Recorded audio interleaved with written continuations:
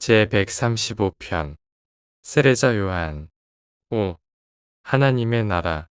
요한의 메시지를 이해하기 위해서는 그가 활동을 시작할 당시 유대인들의 상황을 고려해야 한다. 거의 100년 동안 온 이스라엘은 진퇴양난에 빠져 있었다. 그들은 왜 이방 민족의 지배를 받는지 이유를 설명할 수 없었다. 모세는 의가 항상 번영과 권력으로 보상받는다고 가르치지 않았는가? 그들은 하나님의 선택된 백성들이 아니었나? 다윗의 왕좌는 왜 황폐하고 비어있나? 모세의 교리와 선지자들의 가르침에 비추어 볼 때 유대인들은 오랫동안 지속되어 온 민족적 황폐함을 설명하기 어려웠다. 예수와 요한 시대 약 100년 전에 팔레스타인에서 새로운 종교 선생들인 종말론자들이 생겨났다. 이 새로운 선생들은 유대인들의 고통과 굴욕을 설명하는 신념 체계를 발전시켰는데 그들이 민족의 죄에 대한 대가를 치르고 있다는 것이었다. 그들은 바벨론과 다른 옛 포로 사건들의 이유를 되풀이하여 설명했다.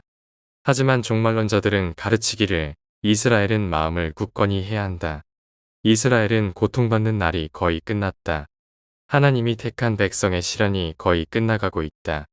이방인에 대한 하나님의 인내심이 거의 바닥났다. 로마 통치의 종말은 시대의 종말, 어떤 의미에서는 세계의 종말과 동의어였다. 이 새로운 선생들은 다니엘서의 예언을 크게 의지했고 창조가 곧 마지막 단계로 접어들고 있으며 이 세상의 왕국들이 곧 하나님의 나라가 될 것이라고 일관되게 가르쳤다. 이것은 그날의 유대인들의 마음에서 요한과 예수의 가르침 전체에 걸쳐 흐르는 하늘나라라는 구절의 의미였다. 당시 유대인들에게 하늘나라라는 표현은 단 하나의 의미만을 지니고 있었다. 하나님이 하늘에서 통치하는 것처럼 완전한 능력 안에서 땅의 나라를 통치하는 의로운 상태, 즉 주의 뜻이 하늘에서 이루어진 것 같이 땅에서도 이루어지이다였다. 요한의 시대의 유대인들은 모두 기대하며 물었다. 얼마나 빨리 그 나라가 올 것인가? 이방 국가들의 통치가 종말에 가까웠다는 느낌이 일반적으로 퍼져 있었다. 온 유대인들은 그 세대의 생애 동안 사회에서 오랜 시대에 걸쳐 품었던 소망이 이루어질 것이라는 생생한 희망과 강렬한 기대를 가지고 있었다.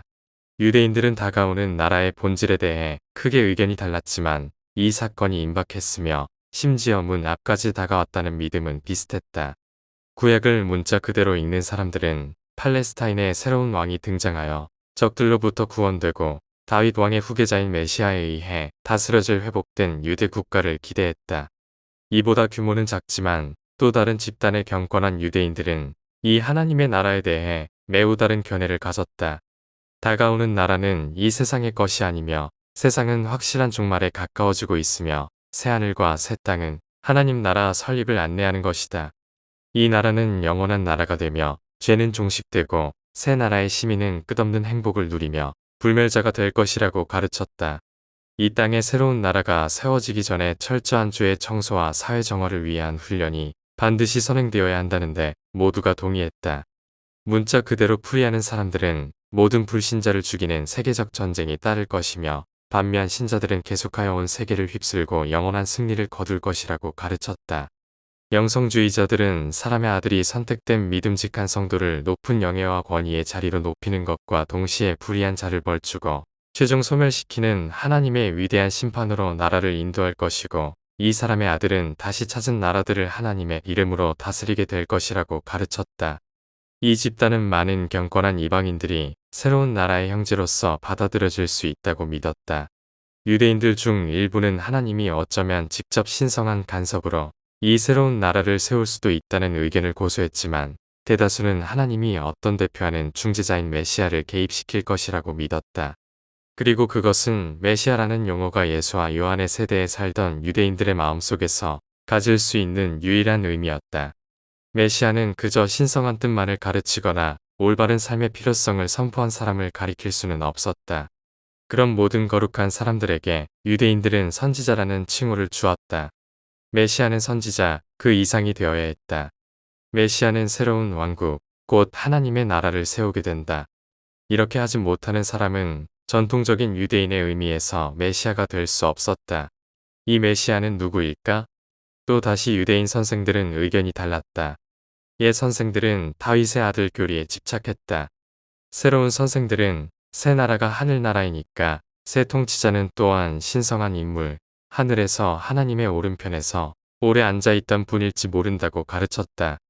이상하게 보일 수 있지만 새 나라의 통치자를 이렇게 상상했던 사람들은 그가 인간 메시아가 아닌 단순한 사람이 아닌 새롭게 된 땅의 통치를 이렇게 맡으려고 오랫동안 기다리고 있던 사람의 아들 하나님의 아들인 천국의 왕자로서 보았다. 유대인 세계의 종교적 배경이 이와 같을 때 요한은 나가서 선포했다. 회개하라. 하늘나라가 가까이 왔다. 따라서 요한이 전한 다가오는 하늘나라는 그의 열성적인 설교를 들은 사람들의 마음속에서 적어도 6가지 다른 의미를 지닌 것으로 드러난다. 그러나 요한의 문구에 어떤 의미를 부여했든 간에 이 유대 왕국을 기다리는 집단들은 이 진지하고 열정적이며 거칠고 즉흥적인 의와 회개를 선포하는 요한의 선언에 매료되었다. 그는 청중들에게 다가올 진노에서 피하라고 매우 엄숙하게 훈계하였다.